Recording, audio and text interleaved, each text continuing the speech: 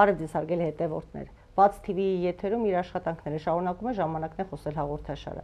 Այսօր մեր հյուրն է Հայ-ԱՔՎ ազգային քաղաքացիական միավորման անդամ Մենուա Սողոմոնյանը։ Բարև ձեզ, պարոն Սողոմոնյան։ Բարև ձեզ։ Այսօր վերջապես ազգային ժողովում լսումներ հրավիրվեցին Հայաստանի Հանրապետության վարչապետին անվստահություն հայտնելու նիստի առումով։ Ինչ վերաբերմունք ունեք ընդհանրապես իմպիչմենտի գործընթացին, հնարավոր արդյունքներին, որքանով տեղին է այս ամենը եւ ինչ կտա դա մեզ իրականում, արդյոք մեր միակ նպատակը վարչապետից ձերբազատվելն է։ Շնորհակալ եմ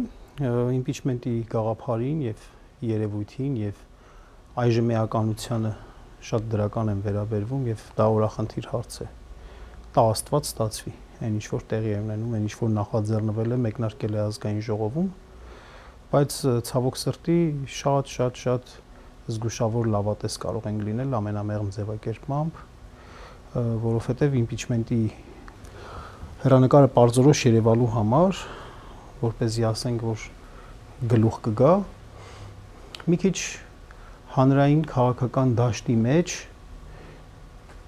դրա հետ կապված շատ ավելի ակտիվություն պետք է լիներ։ Բոլորը դրա մասին պետք է խոսեին, այսինքն քաղաքական թիվ 1 օրակարգ դարձող հարց պետք է լիներ, որի համար ի թիվս այլ գործոնների 1-2 կարևոր հանգամանք անհրաժեշտ են։ Առաջինը հանրային բարձր հեղինակություն ունեցող անձի թեկնածությունն է, որ այս պահին չի երևում, անկախ ամենայն հարգանքով առաջադրված թեկնածուին, հա? Բայց պետք է այստեղ հասկանանք, որ իմպիչմենտը հենց միայն պարլամենտով տեղի ունենալ չի կարող։ Անհրաժեշտ է հանրային լայն մոբիլիզացիա, հանրային աջակցություն, ճնշում, իսկ այդ ամենը տեղի ունենալ չի կարող բազմամարդ, շատ բազմամարդ եւ տարբեր ուժերի կողմից մեծ ազդեցության ճնշում տեղի կունենա այն դեպքում, երբ որ միավորումը եւ հեղինակությունը տեխնացուի լինի բարձր։ Եվ բացի այդ, այսօր կարծես թե դեռևս 36 ստորագրությունները, որոնք ամենաանհրաժեշտ պայմանն են գործընթացը մեկնարկելու համար, նույնիսկ դա չկա, չի բավարարվում։ Բացի դրանից եւս 18 ստորագրություն քաղաքացիական պայմանագրի դաշտից կամ գոնե եթե հաշվի առնենք երկու падգամավոր կան, ովքեր որ դուրս են եկել ֆրակցիայից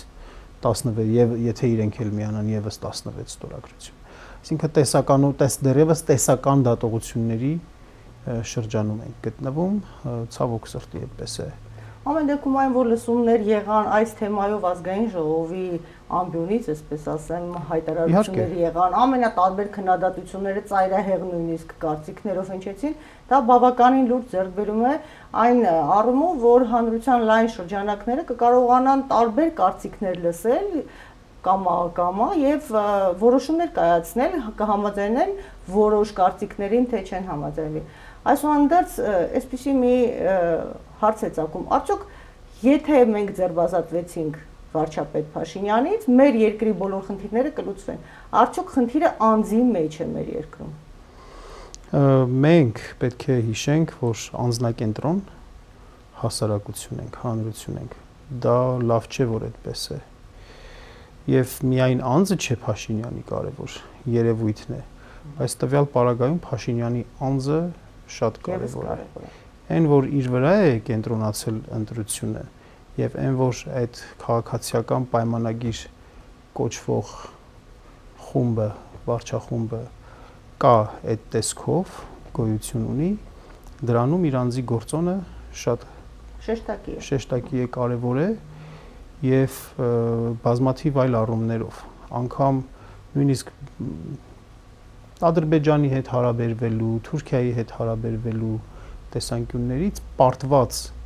ղեկավարի չլինելու հանգամանքը, պարտություն կրած ղեկավարի չլինելու հանգամանքը շատ կարևոր է։ Բայց ես ձեզ հետ համաձայն եմ, որ մենք պետք է մեր քաղաքական միտքը այնպիսի վիճակներ գեներացնի, որ մենք կարողանանք ի վերջո համակարգեր ստեղծենք, գործառնող, գործունակ, կենսունակ համակարգեր ստեղծենք, որպեսզի անձից կախումը այդքան նշանակալի չլինի։ Մեր քաղաքական դաշտի տրագիզմը նրանում է կայանում, ի թիվս այլ պատճառների, նաև նրանում է կայանում, որ խաղացողները, քաղաքական դերակատարները քիչ են այնպիսիք, որտեղ որ անձի վրա հիմնվածություն չկա, որտեղ որ կա թիմայնություն։ Երևույթը մեկ անձ, մեկ կուսակցություն է, այսպես կուսակցություններ ցավոք սրտի շատ ունենք եւ որոնք որ հավաքվում են նաև գաղափարների համար, նպատակների համար եւ գումարած դրան ներսում ունեն ներքին ժողովրդավարության բարձր մակարդակ եւ քաղաքական որոշումներ կայացնելու հարցում նույնպես այդպես լայն մասնակցայնություն են ապահովում։ Այդպիսիք ցավոք սրտի քիչ են, մենք քաղաքական մշակույթի լուրջ խնդիր եւս ունենք։ Ես այսօր որոշակի հարցումներ արեցի, ու ոչ պրոֆեսիոնալ բնույթ հարցումներ, բարձր ոչ սոցիոլոգիական, այսուհանդերձ տպավորություն էր, որ հանրության որոշակի զանգված ասում է, թե ախր նախորդ իշխանության ղեկավարի համար ստեղծված այս հնարավորությունը հիմա ղեկավարում է Նիկոլ Փաշինյանը։ Եվ հիմա Նիկոլ Փաշինյանի դեմ այս ամբողջ գործողությունները, բոլոր գործողությունները կազմակերպվում են նախորդ իշխանության կարկառուն դեմքերի կողմից։ Հիմա ինչպես հասկանանք, եթե մի փոքր արդեն մեզ համար ավելի պարզ տարբերակով ասենք, այն սահմանադրությունը, որը գրվեց Սերժ Սարգսյանի համար,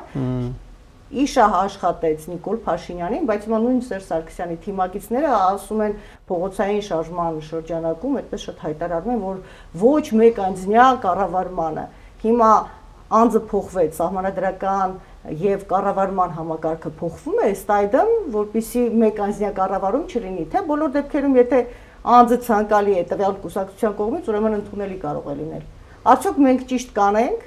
եթե այսպես էմոցիաներին տրվենք, նախկինում մերժեցինք այն խմբերին, վարչակազմերին, հիմա մերժենք այս մեկին, իշա մյուսին։ Վերջը մեր նպատակը ո՞րն է, ուղղակի մերժելը, թե նպատակի հասնելը երկրի առումով։ Այո, շատ լավ հարցադրում եք անում։ Նպատակը այս ձեր հարցի կտրվածքով համակարգ ստեղծելն է, որպեսզի անձի գործոնը, իհարկե, այսպես թե այնպես բոլոր տեղերն էլ անձի գործոնը կան։ Նույնիսկ Ամերիկայի Միացյալ Նահանգների պես երկրում, որտեղ կան կայացած ինստիտուտներ, օրինակ այսօր անգամ ակադեմիական ազատությունների ոլորտում ինչ-որ ճնշումներ կան Թրամփի անձով պայմանավորված, Թրամփի ոճով պայմանավորված։ Դե մարդը, երբ որ գալիս է եւ իշխանության է բերում իր նման մտածող մարդկանց, այդպես փոփոխություններ տալիս են։ Օրինակ, ինչու վերակառուցումը խորհրդային միությունում չսկսվեց Անդրոպովով, չսկսվեց Չեռնենկոյով, այլ սկսվեց Գորբաչովով։ Այստեղ էլ անձի գործոնը կար, չէ՞, բայց համակարգի հաստատուն լինելու պարագայում իհարկե անձի գործոնը կարևորվում է, այսպես։ Բայց գալով, այո, այն համակարգը, ինչը որ կա Հայաստանում, դա այնպիսի համակարգ է, որը կարելի է պատկերավոր կերպով հետևյալ ձևով բնութագրենք, ապահովում է վիճակ, որ երբ որ քաղաքականությամբ զբաղվում է մեկ մարդ։ Սա տիպիկ հին արևելյան տիպի բացարձակ միապետական քաղաքական համակարգ է։ Բայց մենք հայտարարում ենք, որ մենք ժողովրդավարության բաստիոն ենք։ Այո, ժողովրդավարության բաստիոն ենք։ Եվ երբ որ այս սահմանադրությունը ընդունվում էր 2015 թվականին, ես այն ժամանակ իհարկե քաղաքականությունից շատ հեռու, շատ կոմֆորտ վիճակի մեջ Երևանի պետական համալսարանում գիտական քարտուղար էի աշխատում, այդպես ինձ թվում էր, որ ամեն ինչ շատ հանգիստ է, լավ է։ Եթե չեմ սխալվում, ձեր համալսարանական աշխատանքը ընդհատվեց քաղաքական հայացքների պատճառով, ընդդիմադիր։ Եթե կուզեք դրան կանդրադառնանք, եթե ժամանակ կմնա, դա չի սպային կարևորը։ Ես ինքս ուզում եմ ասել, այն ժամանակ կողմ եմ քվեարկել այս սահմանադրությանը, որովհետև այդպես միամիտ մտածում էի, որ կդառնա Հայաստանը պարլամենտական համակարգ, պետական կառավարման ձևը կլինի պարլամենտական, իսկ պարլամենտականը շատ ավելի մասնակցայնություն է ապահովում։ Ես ուզում եմ հիշել, որ 2015 թիվն էր, այդ ժամանակ փողոցային շարժումներ շատ տեղի էին ունենում, հենց 15 թվականին Էլեկտրիկ Երևան տեղի ունեցավ։ Այնտեղ ես անձնական նաև դիսկոմֆորտների մեջ էի ընկնում, այն պատճառով, որովհետև տեսնում եմ, օրինակ, ասենք ուսանողներ ունեինք, որ ակտիվ մասնակցում էին այդ փողոցային շարժումներին։ Ես երբ որ տեսնում էի նաև այդ շարժումների մեջ ովքեր էին ներգրավում, իրանց ճանաչելով այդպես հետ էի քաշվում նաև, բայց ամեն դեպքում այդպես հերո էինք էլի քաղաքականությունից։ Այն ժամանակ էլ էլի քաղաքականությամբ հիմնականում մեկ մարդ էր զբաղվում եւ դրանից առաջ էլ ա եղել։ Օրակարգ թելադրել, իրողություններ, որը որ խորհրդային տարիներից հետո արդեն ակնհայտ դարձավ։ Իրողություններ ձևավորել եւ այլն, այդ միայն իշխանությունն է անում։ Բայց հետո երբ որ այս արհավիրքները տեղի ունեցան, սկսեցինք նաև համակարգային բնույթի պատճառները ուսումնասիրել, հասկացանք, որ այն համակարգը, որ այսօր կա, այդ համակարգը ինչ որ միտեղ գրվում է, չէ՞, ձևակերպվում է, որ դրա հիման վրա մասնակիցներ, հա, իրար միջև հարաբերությունների տեսակներ, այս համակարգը ոչ թե պարլամենտական է, այլ վարչապետական համակարգ է, սուպեր վարչապետական համակարգ է։ Միապետական համակարգ է, ըստ էության միապետական համակարգ է եւ վարչապետը անverջ կարող է վերընտրվել, հա, անverջ ինքը կարող է լինել այդպես, ոչ մի սահմանափակում չկա։ Սա ամենավատ փաստորեն համակարգը դուրս եկավ, թե 95 թվականի սահմանադրությամբ գոյություն ունեցող նախագահական համակարգի, թե 2005 թվականի դրությամբ գոյություն ունեցող կիսանախագահական համակարգի, սա փաստորեն վարչապետական համակարգ է։ Իդեպ որքանով ես եմ կարողանում վերլուծել հարցազրույցները տարբեր հարթակներից հնչող, ես չի ասի, որ հանրապետական կուսակցության ներկայացուցիչները կամ հետաքրքրվողները, հարողները այդ կուսակցությանը բացասաբար երբևիցե արտահայտվեն սահմանադրության մասին, այսօրվա դրությամբ գործող առանձին դրվագների հատվածների համար գուցե, բայց ընդհանուր առմամբ ասում են, որ շատ լավ սահմանադրություն է, նախորդների համեմատ, անհամեմատ լավ։ Ես այդքան էլ համաձայն չեմ։ Ես գիտեք, հիմա կարող ենք, մենք ազատ մարդիկ ենք եւ կարող ենք քննադատել, խոսել, ասել վատ եղավ, իրենք էին մեղավոր, որ էս սահմանադրությունը գրեցին, բան։ Ես գիտեք, իմ մտքով հետեւյալն է անցնում նաև, թե ինչու էր պայմանավորված, որ 2015 հետահայաց եմ այս ամեն ինչը հասկացել, ահագին ժամանակ է պետք եղել, որ հասկանամ։ 2015 թվականին ինչու է սահմանադրությունն ընդունեցին, ես կարծում եմ նրա համար, որովհետև այդ ժամանակ արդեն Հայաստանի վրա ճնշում կար։ Արցախի հարցով ճնշումներ կար եւ կառավարման համակարգի փոփոխությունը կարծում եմ դրանով էր պայմանավորված, որովհետև պարլամենտական համակարգում եկեք հասկանանք, այդ ճնշում, որը ասելը ոնց է լինում։ Առաջնորդները հանդիպում են։ Նու օրինակ ասենք, տվյալ դեպքում Հայաստանի եւ խոշոր գործընկերոջ կամ գործընկերների առաջնորդները հանդիպում են, հա, ասում են, դե գիտես ինչ, սենց իրավիճակ է, պետքա գնաս զիջումների։ Մի բան է, երբ որ արտաքին քաղաքականությունը իրականացնելու ամբողջ պատասխանատվությունը մի անձի վրա է, նախագահի վրա է։ Մեկ այլ բան է, երբ որ խմբի վրա է, պարլամենտի վրա է։ Այս դեպքում ոնց որ մանևրներ անելու, հղումներ անելու, դե ես բան եմ անում, բայց գիտեք, մեր մոտ պարլամենտական համակարգ է եւ այլն։ Ես հիմա հասկանում եմ իհարկե, բայց կներեք, կարելի է շատ ավելի լավը մտածել։ Կարող է ես հիմա հետահայաց եմ, որ ասում եմ հայի հետին խելքով եմ մտածում, այս ամեն ինչը տեսնելով եմ բանում։ Ես նորից եմ ասում, այն ժամանակ կողմ եմ քվեարկել սահմանադրությանը, բայց այնքան խնդիրներ եմ ես հիմա տեսնում այդ կառավարման ձևի մեջ։ Այս կարծես միաձայն ամեն ինչ որոշելու սկզբունքներ, որ 18 թվականին խնդիրներ առաջացան եւ Սերժ Սարգսյանը ավելի արյունալի բախումներից խուսափելու համար կամավոր էսպես հրաժարական տվեց, իսկ այս իշխանությունը կամավոր հրաժարական չի տալի, չնայած նրան, որ օրինակ այսօր ամբողջ օրը ազգային ժողովի ամբիոնից հնչեցին բազմաթիվ տարաբնույթ պատճառներ, ինչու այլևս չի կարելի սպասել եւ չի կարելի վստահել Հայաստանի Հանրապետության ներկայիս գործող վարչապետին։ Բայց ստացվում է, որ նորից հրաժարականի կամավոր հրաժարականի տարբերակ չկա, իսկ իմպիչմենտը կարծես հնարավոր չի լինում իրականում գործարկել։ Այսինքն մենք ձևականորեն ունենք տարբերակը, որ հնարավոր է, բայց գործնականում իրականացնելը այնքան խնդիրների է բախում, որ դառնում է անհնարին ինչ որ մի փուլում։ Հիմա երբ ենք սրանից եւ ինչպես կարող ենք սրանից զերծազատվել։ Արդյոք այս պահին, երբ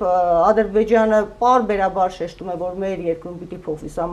սահմանադրության փոփոխությունը, որը որ նախատեսում է այս իշխանությունը, եւ մեր նմանատիպ զրույցները նշանակում են, որ մենք ի նպաստ երկրի ենք ուզում, այլ ոչ թե այն, ինչ պահանջում է նույն Ադրբեջանը։ Իհարկե, եկեք մի շատ կարևոր վերապահում անենք։ Այն որ պետք է լինեն սահմանադրական փոփոխություններ, անխոս։ Բայց շատ կարևոր է այս արտահայտությունների մեջ չափազանց զգույշ լինել, ինչու, որովհետև որ մարդկանց մոտ, մեր հետևորդների մոտ, մեզ դիտողների մոտ չառաջանա տպավորություն, որ մենք թելում ենք Նիկոլ Փաշինյանի թելը։ Նա էլ է ասում է ես մեծամասնություն հավաքեմ, ակնկալում եմ ձեզնից մեծամասնություն 2026 թվականի ընտրություններին, որպեսզի սահմանադրություն փոխեմ։ Նրա փոփոխության նպատակը ուրիշ է, մեր նպատակը ուրիշ է։ Նրա փոփոխության նպատակը իր միահեծան իշխանությունը ցեմենտելն է, մեր նպատակը այնպես անելն է, որպեսզի չլինի երբեք միահեծան իշխանություն։ Այո, սահմանադրությունը։ Եվ կարող ենք խոսել թե ինչու։ Մի քանի բաներ կարող ենք համակարգեր արմատավորվեն եւ իսկապես այս դեմոկրատիա կոչվածը իրականում ինստիտուցիոնալ հենքի վրա լինի, որ հակակշիռներ լինեն իշխանությանը։ Եկեք այդ հակակշիռներից ուզում եք խոսենք էլի։ Ես անշուշտ այս մասին ենք խոսում, ես նույնիսկ մեկ անգամ հնարավորություն եմ ունեցել հարց տալ պարոն Փաշինյանին ասուլիսներից մեկի ժամանակ հակակշիռների առումով նա պատասխանեց, որ գիտեք, եվրոպական երկրներում այնքան հակակշիռներ իրենց համար ստեղծեցին, որ հետո դժվարանում են իրենց իշխանությունը իրագործել։ Դրա համար բոլոր հակակշիռները ինքը վերացրել է։ Այո, մյուս հարցը տալիս ենք, ասում ենք, իսկ գաղտնի բանակցելը արդյոք սահմանադրության կարգի խախտում չէ, որ երկրի համար առանցքային կողմնորոշման հարցերը, արտաքին կողմնորոշման հարցերը եւ այլ առանցքային բնույթ կրող հարցերը պիտի կարծես թե հանրային բաց քննարկման առարկա դառնային, միջև որ իսկ մենք անընդհատ ստանում ենք պատրաստի որոշումներ, որոնց բանակցային ինքը ասում է, ինչի պիտի ես ամեն անգամ նույն պատասխանը, նույն ասուլիսի ժամանակ ասում, ինչի պիտի ամեն անգամ ձեզ պատասխանեմ, ինքը ինձ ինչ հարցրեց, ես իրեն ինչ պատասխանեցի։ Արդյոք սա նորմալ երևույթ է, ընդհանրապես երբ մենք խոսում ենք դեմոկրատիայի մասին մեր երկրում եւ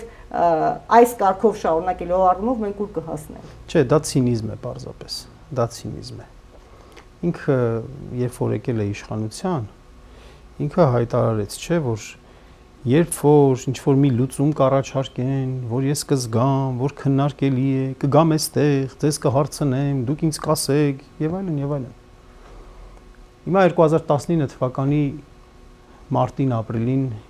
իրեն կոնկրետ այդ լուծումներն առաջարկել են։ Ինչու հանրությունը տեղյակ չեղավ։ Այդ օրերին ինքը եկել էր համալսարան։ Ես հիմա էլ նորից էլի ամբողջը հետահայաց եմ հիշում։ Ես էլ այդ միակ օրը, այդ օրը մասնակցել եմ իր տնտեսագիտության ֆակուլտետում եկել էր ելույթեր ունենում։ Այն պարագայում, երբ որ իրեն կոնկրետ ՀՀԿ Մինսկի խումբը միջնորդական այդ ձևաչափը առաջարկություն էր արել հստակ,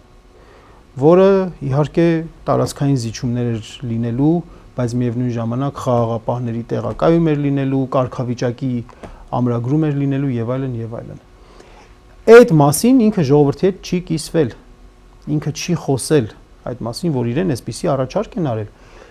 Մեզ էր ասում, այսպես ասում էր, ինձ ժողովուրդը չի պատվիրակել ինչ որ ռազմավարություն, որով ես գնամ բանակցելու Արցախի հարցում։ Դուք պատկերացնում եք ինչ մոլորեցում է, ինչ մանիպուլյացիա է, այսինքն ժողովուրդը, դուք 3 միլիոն մարդը պետք է հավաքվեին ինչ որ ասենք, չգիտեմ, ագորայում, հա, հրապարակում այդպես պետք է հավաքվեին ինչ որ brainstorming պետք է անեին, մտագրող պետք է անեին, ինչ որ մի հատ այսպես բան պետքա ձևակերպեին, այն պարագայում, երբ որ գիտես ինչ Ղարաբաղի հարցով միևնույն ժամանակ մի բան էլ հիշեցնեմ, որ ինքը հայտարարել է, որ ես ապահովելու եմ ժառանգականություն, կոնկրետ օրով ժամով չեմ հիշում, եթե պետք բան կլինի, բայց այս բառերն էլ որ նույնիսկ փնտրտուք տանք ինտերնետում, ինքը ասել է, որ Արցախի հարցով ես ապահովելու եմ ժառանգականություն, բանակցությունների հարցով։ Այսինքն այն սկզբունքները, ինչ որ եղել են, այն մեթոդները, այն գործիքները, ինչ որ եղել են, խոստացել է, որ կանի,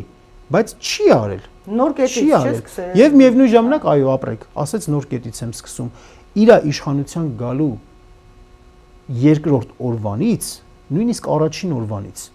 ինքը ամբողջ աշխարհին մեսիջ տվեց, որ արկա այդ միջնորդական ձևաչափին ինքը մարտահրավեր է նետում։ Մինսկի խմբի մասն է։ Այո, ինչու, որովհետև ինքը հայտարարեց, ասեց, ես Հայաստանի Հանրապետության վարչապետն եմ, ղեկավարն եմ։ Ես Արցախի ղեկավարը չեմ։ Արցախի ղեկավարը պետք է ներկայացնի Արցախը, հա, այսպես, այսինքն Արցախի հարցը պետք է Արցախի ղեկավարը բանա, այս բան ասես։ Այսինքն եկել է իշխանության, դեռ ոչ մեկի հետ չի հանդիպել, ոչ Ֆրանսիայի նախագահին ա տեսել, ոչ Ամերիկայի Միացյալ Նահանգների նախագահին ա տեսել, ոչ Ռուսաստանի նախագահին ա տեսել։ Էթիկայի կանոնները պահանջում են անգամ, որ եթե դու միջնորդական ձևաչափի մեջ, ընդունված ձևաչափի մեջ ինչ-որ բան ես ուզում փոխես, մինչև հրապարակային խոսելը, մի հատ այդ մարդկանց հետ հələ խոսիր, մի հատ մտադրությունները տեղեկացրու։ Ինքը եկած չեկած օրվանից այս ամենամեղմ բանը ասացի։ Էլ չասած իր այդ վայրի վերումները, որ մինչև պատերազմը 2.5 տարվա ընթացքում ընդամենը մի անգամ է Մինսկի խմբի շրջանակներում ինքը հանդիպում ունեցել ու բայց միևնույն ժամանակ նորից ասել է, որ ժառանգականություն եմ ապահովելու։ Այսպիսի արկածախնդիր Շեն սկզբից հրաժարվեց, այսինքն Մինսկի խմբի հետ բանակցելուց։ Չէ, ինքը երբ որ եկավ, ինքը այդպես պաուզա վերցրեց, time out վերցրեց։ Եթե կհիշեք 2018 թվականի սեպտեմբերին ԱՊՀ-ի միջոցառման ժամանակ Դուշանբեում տեղի ունեցած հայտնի վերելակային հանդիպումը, որտեղ շրջանցելով ԵԱՀԿ Մինսկի խմբի միջնորդական ձևաչափը անմիջական երկկողմ շփումների պայմանավորվածություն ձեռք բերեց Ալիևի հետ միասին եւ խնդրեց իրեն հնարավորություն տալ մի հատ ծանոթանալու, որ շատ բան չանի չճնշի։ Ալիևը սիրով ընդունեց այդ խնդրանքը, ասաց շատ լավ, միջադեպեր չեն լինի սահմանային։ Ալիևը ձեռք բերեց կառուցողական կողմի իմիջ դրա հետ կապված, մի բավական երկար ժամանակ լարվածությունը սահմանին նվազեց։ Այդ ընթացքը Ալիևը օգտագործեց, այդ լարվածությունը որ լինում էր փոխադարձեր, չէ՞ լինում, երբ որ ադրբեջանցիք պրովոկացիային անում, մերոնք պատժում էին, ճիշտ է, լավ պատժում էին, շատ ժամանակ անհամաչափ էին պատժում։ Այդ ընթացքում Ալիևը սահմանային ամրությունները արեց, իսկ մեզ մոտ չգիտեմ ինչ վիճակ էր, այդպես վակխանալիա էր, ուրախանում ենք, հանկարծ մեկը ծպտուն էինք անում, այդպես բան էինք դառնում, հրեշ էինք դառնում։ Գիտեք, անընդհատ ես փորձում եմ անընդհատ մեր հեռուստադիտողների եւ հետևորդների համար པարզ խոսեմ օրինակներով, բայց ես միևնույն ժամանակ յուրաքանչյուր թողարկման մեջ հասկանում եմ, որ կարծես կարճում ենք նրա առաջարկած օրակարգից, ամեն հաղորդման անդրադառնում ենք սխալներին եւ չենք հասցնում խոսել կարեւորից, իսկ ինչ անել, որ այդ ամենից դուրս գալ։ Հիմա իշխանությունը ինչ հակակշիռներ պիտի ունենա, եկեք անդրադառնանք նախորդ կարեւոր թեմային եւ ինչպես հասնենք դրան, որ այսուհետև յուրաքանչյուր իշխանություն մեր երկրում ունենա հակակշիռ, որովհետեւ ես իմ անձնական կարծիքը ասեմ, այն ազատությունը, որը սովորեցրեց Նիկոլ Փաշինյանը, հետ վերադարձ այն անազատությանը խոսքի առումով եմ ասում, այսօր էլ այն լիակատար ազատ չէ, բայց բոլոր դեպքերում Նիկոլ Փաշինյանին շատ ավելին կարելի ասել, քան նախկին 3 նախագահներին։ Հիմա ես ձեզ հետ այդքան էլ համաձայն չեմ։ Դուք այդ մասին հիշեցրեցիք, ուրեմն 2024 թվականի գարնանը, երբ որ փետրվար ամսին 24 թվականի այդ հայոց պատմությունը, Հայաստանի պատմություն էին վերանվանում, այդ ժամանակ մենք շատ լայն արշավ արեցինք, Հայաքվե ազգային քաղաքացիական միավորումը դրա դեմ լայն արշավ արեց, այսպես բավական ազդեցիկ, ու երբ որ Ժաննա Անդրեասյանը Facebook-յան գրառում էր արել, շատ կոռեկտ բնականաբար, շատ բանով, բայց այդպես բավական այդպես դիպուկ ձևով կոմենտ էի արել։ Ինքը արձագանքեց, բա այն ժամանակ նախարարի ոնց որ այդ կոմենտ կանեի անողը աշխատանքի կմնար, թե չէր մնա, ասենց այսպեսի կոմենտ արեց, հետո մի հատ բլոկ արեց ու հիմա կներեք, ասենք ինչ ազատություն, գիտեք, այ ամբողջ խնդիրը նրանում է, որ իրենք այդպես իմիտացիա են անում, էլի, որ ազատությունն է, պահպանվում է, բայց իրականում չկա, համաձայն եմ։ Ինքը թողնում է, որ ինչ որ մեկը մտնի իր էջի տակ իրեն հայհոյի,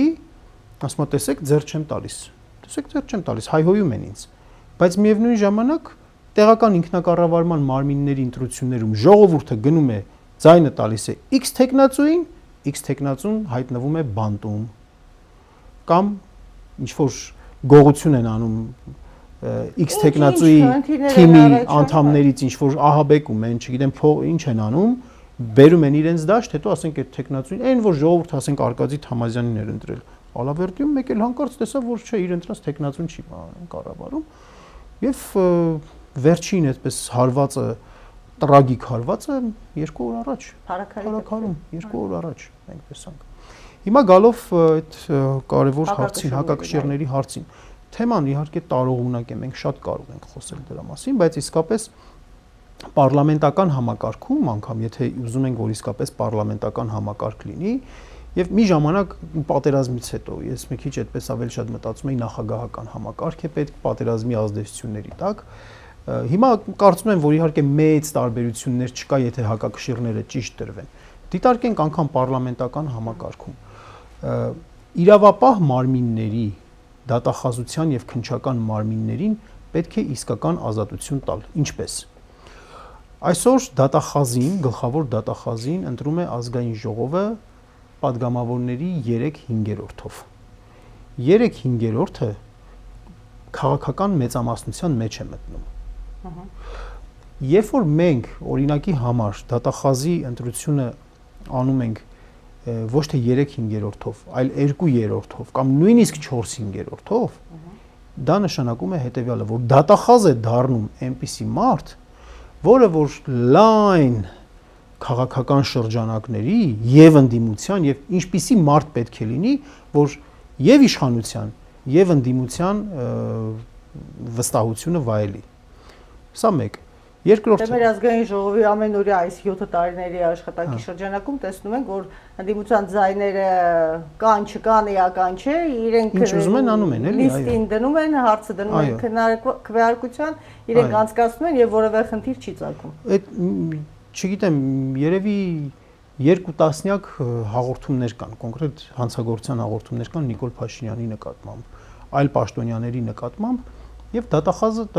չեն տալիս, ընթացք չեն տալիս։ Ինչու, որովհետեւ դատախազը եղել է Նիկոլ Փաշինյանի օգնականը։ Էլ չի կարող, էլի, այլ տարբերակ չի կարող լինել, որ այդ դատախազը այդ դեպքում ոչ թե հանդես է գալու որպես պետական մարդ, այո, այլ հանդես է գալու որպես քաղաքական մարդ պարզապես։ Կողմնորոշում ունեցող մարդ, իհարկե։ քաղաքական կողմնորոշում։ Նույնը քննչական կոմիտեն, իսկ քննչական կոմիտեն անմիջապես վարչապետի նշանակման ներքո է։ Գլխավոր շտաբի պետը վարչապետի նշանակման ներքո է։ Ազգային անվտանգության ծառայության պետը վարչապետի նշանակման ներքո է։ Այսինքն անգամ տեսականորեն, երբ որ վարչապետը կատարի հանցագործություն, նրան պատասխանատվության ենթարկելու բոլոր մեխանիզմները այսպես սպառված են։ Սա ամենապրիմիտիվ բաներից մեկն է, որ պետք է ապահովի, ամենակարևոր բաներից մեկը, կամ նախագահի ինստիտուտը։ Սկզբում ասում է, որ պետք է 2/3-ով ընտրվի, չէ՞։ Եթե դա հնարավոր չի լինում, ես ներողություն եմ խնդրում մեր հետևորդներից, եթե կարող է թվերի մեջ բանեմ, բայց իմաստը հենց դա է, էլի։ Եթե դա չի լինում, չի ստացվում, այսինքն չի ընտրվում, 3/5-ով, եթե դա էլ չի լինում, ձայների պարզ մեծամասնությամբ, իմաստը ո՞րն է այսպիսի դրույթներ գրել եւ նախագահին դարձնել նորից պարլամենտի քաղաքական մեծամասնության դրսևորումներից մեկը։ Այո, ձեռքի գործիքը։ Եվ մնացած բոլոր անկախ մարմինների կենտրոնական ընտրական հանձնաժողովը կլինի, հեռուստատեսության եւ ռադիոյի հանձնաժողով, բոլոր մարմինների նշանակումը տեղի է ունենում մի խմբակցության կողմից։ Եվ երբ որ հաշվի ենք առնում, որ այդ խմբակցությունն էլ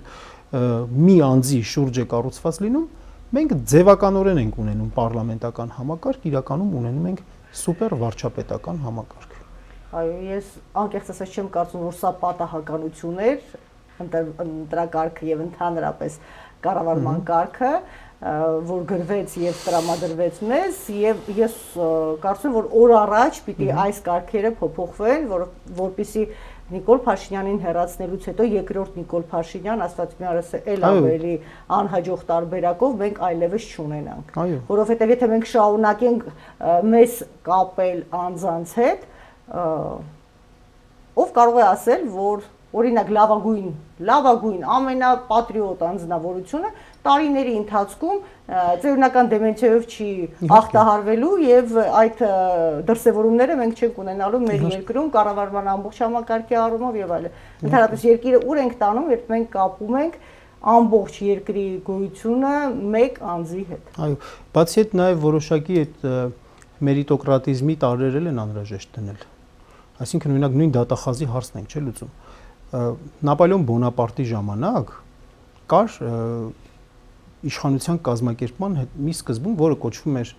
իշխանությունը վերևից, վստահությունը ներքևից, իշխանությունը վերևից։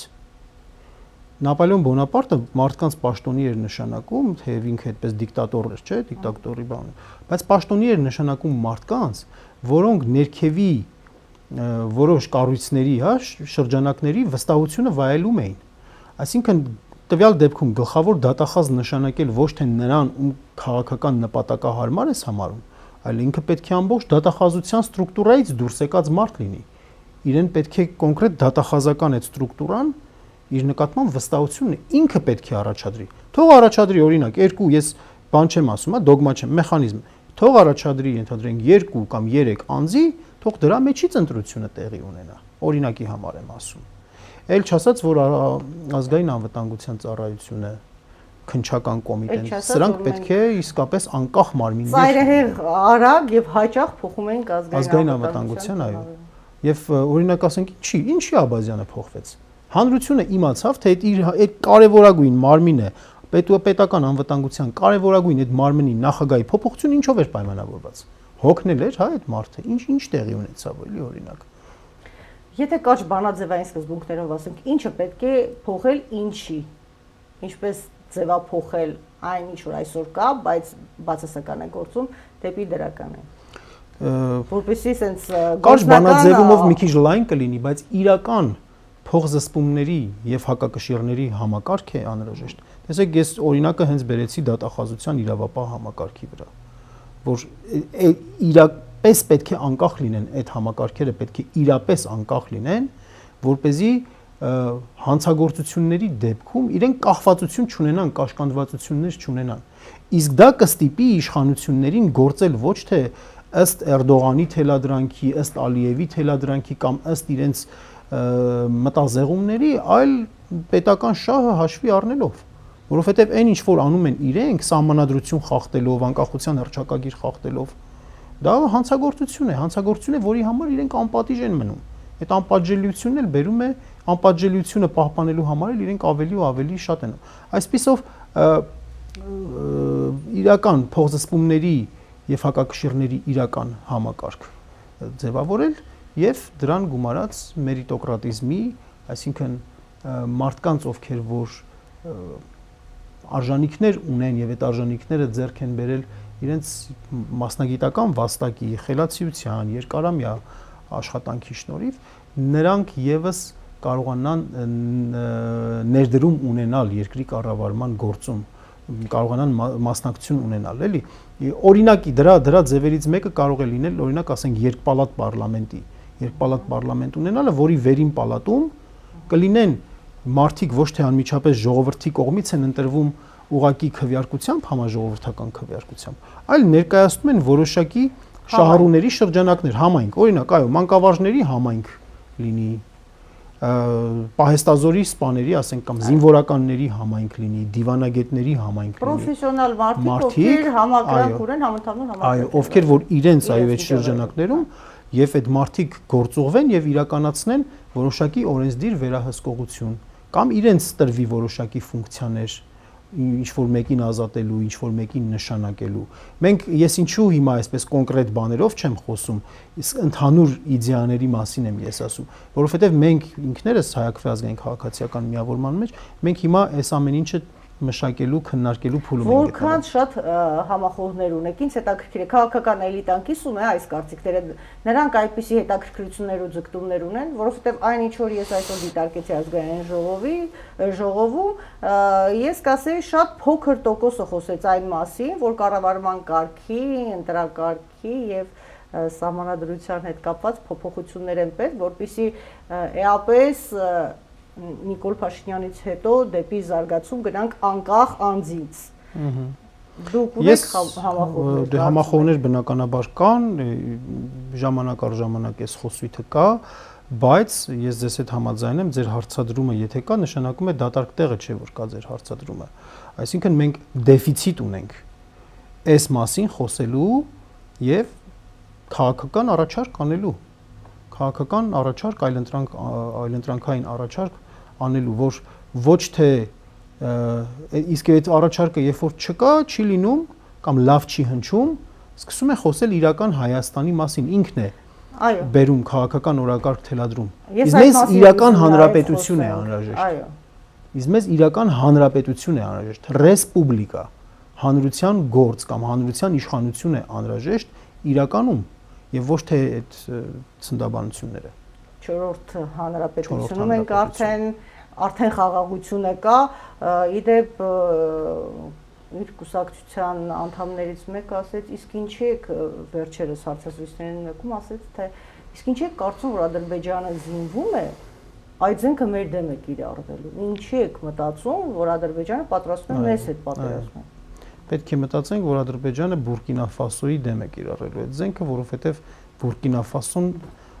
վտանգում է նրա գոյությանը կամ չգիտեմ։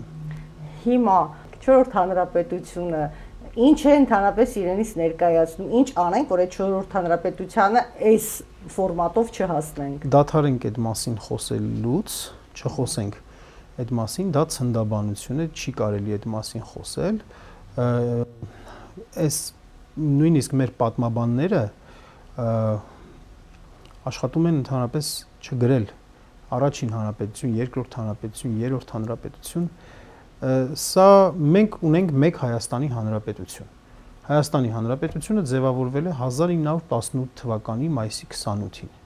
Դրանից հետո մենք մեր անկախ պետականությունը 20 թվականին կորցրել ենք, բայց պետությունը մնացել է։ Անկախ պետականությունը կորցրել ենք անկախությունը, բայց պետությունը մնացել է։ Խորհրդային Հայաստանը պետություն էր եւ ուներ ներքին ինքնուրույնություն շատ հարցեր լուծելու։ 91 թվականին մենք նորից վերականգնել ենք մեր անկախությունը։ Եթե չենք սամ սասնածռերն են, չի ասում, որ մենք առաջին հանրապետության ժառանգներն ենք, հետո ժառանգորդներն ենք, այսպես ասեմ։ Ոչ միայն իրենք են ասում, դա մի այսպես շղթա է, մի պատմություն է։ Դուք տարբեր ձևաչափերով քաղաքացիական եւ քաղաքական գործընթացներին մասնակցել եք, տարբեր քաղաքական գործընթացներին։ Կարծում եք այս պահին ինչ է անհրաժեշտ, ինչ չի արվել, ինչ է պետք անել եւ ինչպես ստանալ ժողովրդի համակրանքը, բայց նաեւ հուշել ժողովրդին այն սխալները, ծուղակները, որոնք կիրառվում են, այն մանիպուլյացիաները, որոնք այլ քաղաքական ուժերից կիրառվում են իրապես մանիպուլացնելու եւ սեփական շահերին ծառայեցնելու համար։ Մենք բնականաբար չենք կենտրոնանա տարբեր ուժերի մանիպուլյացիաների վրա, մեր հիմնական թիրախը քաղաքացիական պայմանագիրն է եւ երբեմն նրա գրպանային ուժերն են։ Մենք համոզված ենք, որ իրավիճակից ելք կա։ Մենք պարբերաբար բավական ինտենսիվ պարբերականությամբ իրականացնում ենք պրոֆեսիոնալ սոցիոլոգիական հարցումներ, այդպես իրականացնում ենք ասածը օգտվում ենք պրոֆեսիոնալ սոցիոլոգիական հարցման ծառայություններից եւ մենք գիտենք, որ գործող իշխանություններին վստահում է շատ չնչին, շատ քիչ տոկոսը մեր բնակչության, շատ քիչ, բայց շատ ակտիվ տոկոսը, շատ ակտիվ մասը։ Փաշինյանի հետևորդները, մեր մոլորյալ հայրենակիցները շատ ակտիվ են իրենց դրսևորում, սոցցանցերում համանային դեպս։ Բայց նաև մենք ունենք պատկեր, որ մի ստվար հատվածը մեր հասարակության ապաթիայի վիճակում է։ Այո, այդ մասին այսօր էլ խոսվեց ազգային ժողովում։ Անտարբերություն չասեմ, ավելի շատ հիասթափված։ Այո։ Անտարբերություն էլ կա, հիասթափվածություն էլ կա։ Քիչ առաջ խոսում ենք, որ շատ պրոֆեսիոնալ մարդիկ ուղղակի մի կողմ են անցնում եւ չեն ուզում մտնել որևէ process-ի մեջ։ Այո, որովհետեւ հավատը կորել է։ Դա ինչպես կարելի է հաղթահարել։ Դա կարելի է հաղթահարել մի քանի հանգամանք լինելու դեպքում։ Մեկը իրատեսական առաջարկներն են, իրատեսական եւ շահավետ։ Շահավետ ոչ թե ամեն անձի շահի տեսանկյունից, այլ մեր ժողովուրդը լավ էլ գիտակցում է իր հավաքական շահը։ Արժանապատվության վերականգնման տեսանկյունից, պետության կենսունակության վերականգնման տեսանկյունից, իրատեսական առաջարկներ մեկ եւ երկրորդ ուժային կենտրոնների ձևավորում, որովհետեւ մարդիկ կարող է համակրեն առանձին ինչ-որ անձանց կամ ուժերի, բայց նրանց վստահությունը պայմանավորված է նրանով, թե ինչքանով են կարողանում ուժ պրոյեկտել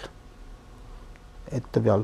ուժերը, հա, ինչքանով են կարողանում ուժեղ լինել։ Դա այդպես է, մարդկանց չես կարող մեղադրել։ Ո՞ր համագործակցեք առաջիկա ընտրություններին։ Բոլոր այն ուժերի, որոնք որ գործող իշխանությունների գծին, քաղաքական գծին դեմ են գնում եւ այդ հարցում անկեղծ են, սատելիտ վիճակներ չեն։ Չգիտեմ, էթիկապես ճիշտ կլինի անուններ տալ թե չտալ, որովհետեւ կարծում եմ դրա անհրաժեշտությունը չկա, բայց մենք պատրաստ ենք արտախորհրդարանական դերակատարների հետ եւ առաջարկել ենք եւ կոնսուլտացիաներ ունենք։ Հետաքրքիր միտում է, պիտի ընդհատեմ նորից ձեզ, այսօր Ազգային ժողովի ամբիոնից եւս մեկ բանախոս հանդես էր գալիս, ասաց թե բոլոր երեք նախագահները պիտի անպայման հանրայնորեն հաստատեն, որ այլևս երկիրը ղեկավարելու ցանկություն, նպատակներ եւ ծրագրեր չունեն, որպեսզի վերականգնվի, հա, հավանաբար այն վստահությունը, որը ունեն այդ կուսակցությունները կամ այդ միավորները, բայց չկա վստահություն կոնկրետ անձանց նկատմամբ։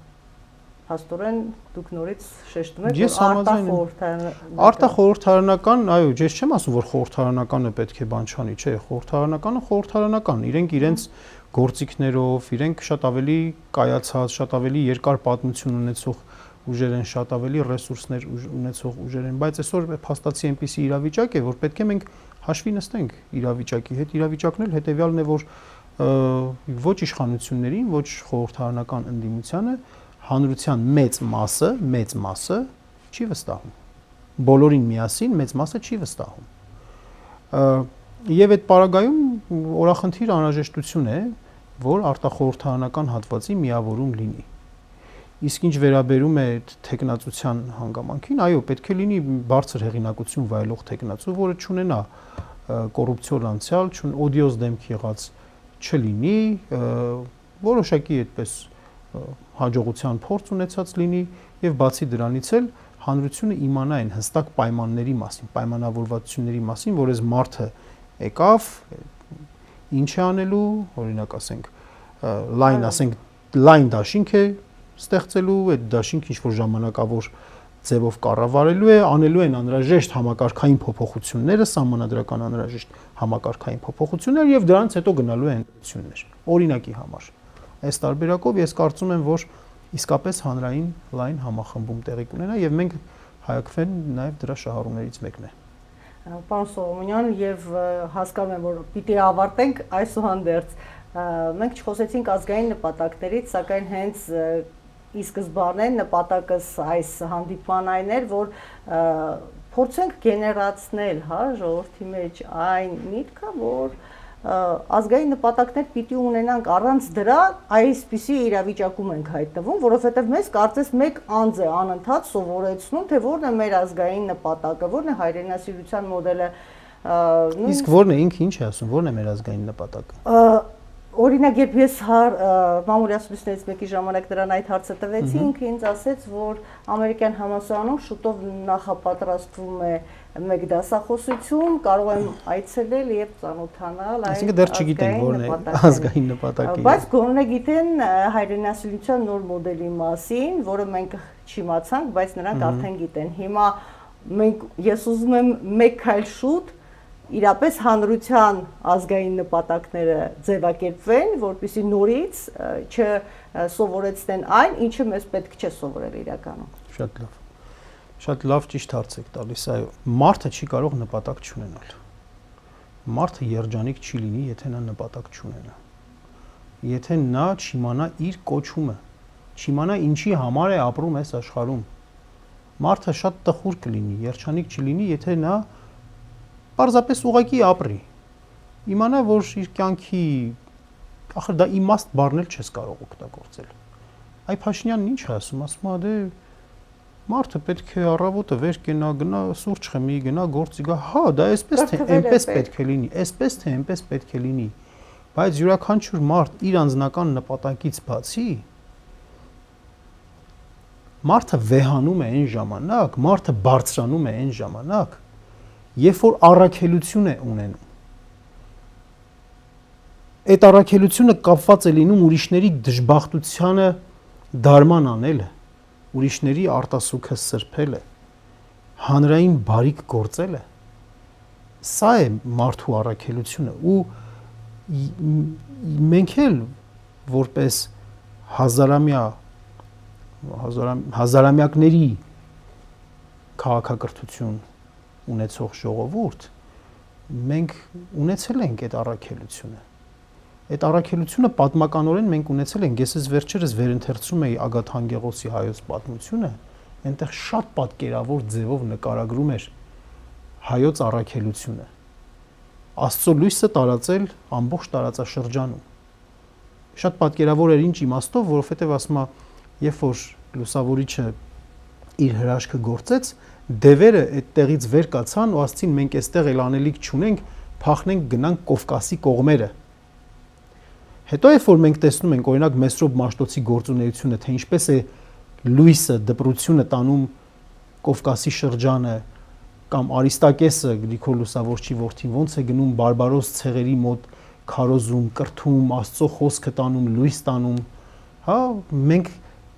սա շատ կարևոր խոսք է, շատ կարևոր վկայություն է մեր առաքելության մասին։ Մենք որպես ազգ ունենք առաքելություն ու շատ պետություններ են իրենց առաքելություն վերագրում։ Ամերիկան էլ է վերագրում, Ռուսաստանն էլ է վերագրում, Թուրքիան էլ է վերագրում։ Ամերիկան աշխարհի փրկիչն է, բայց եկեք համաձայնենք, որ մեր այս Աստծո խոսքը ամենևին չի համընկնում մեր հարևանների Աստծո խոսքի հետ եւ այստեղ իրապես Նիկոլ Փաշինյանի ասած վտանգները ավելի շատանում են, եթե մենք ասենք սա է մեր ազգային նպատակը։ Պետության մակարդակով մենք պիտի նպատակ ունենանք եւ ազգային նպատակը պետության մակարդակով որը պիտի լինի։ Մենք ունենք դա ձևակերպված է մեր անկախության հռչակագրում։ Մեր անկախության հռչակագրում ձևակերպված է այդ նպատակը։ Այդ նպատակը մեր ժողովրդի մի հատվածի ազատությունը ապահովելն էր։ Արցախն էր մեր նպատակը, Արցախի ազատությունը ամրագրելն էր, որովհետև մեր ժողովրդի նկատմամբ, մեր Արցախի ժողովրդի նկատմամբ եւ մեր ամբողջ հայ ժողովրդի նկատմամբ մեծագույն անարդարություն էր տեղի ունեցել։ Եվ մենք պետք է այդ անարդարությունը շտկեինք։ Դա էր մեր նպատակը, նպատակներից մեկը։ Մեր մյուս նպատակը այս հարցը։ Մեր մյուս նպատակը այո, հայոց ցեղասպանությունը, հայոց ցեղասպանության ճանաչումն ու դատապարտումը։ Տեսեք, եթե մենք այդ նպատակին չենք գնում ցեղասպանության ճանաչման ու դատապարտման, մենք էլի մեր վրա վտանգը ավելի է շատանում ցեղասպանության։ Հիմա Փաշինյանենք ներկայացնում են, որ ցեղասպանության ճանաչումը մեր վրա սպառնալիք է հարուցում, բայց ընդհակառակը ցեղասպանության ճանաչման process-ը մեզ համար լրացուցիչ անվտանգության բարձիկ է ապահովում։ Եթե խորը մտածենք այդ ամեն ինչի որ Թուրքիան ճանապարհները չէր բացում,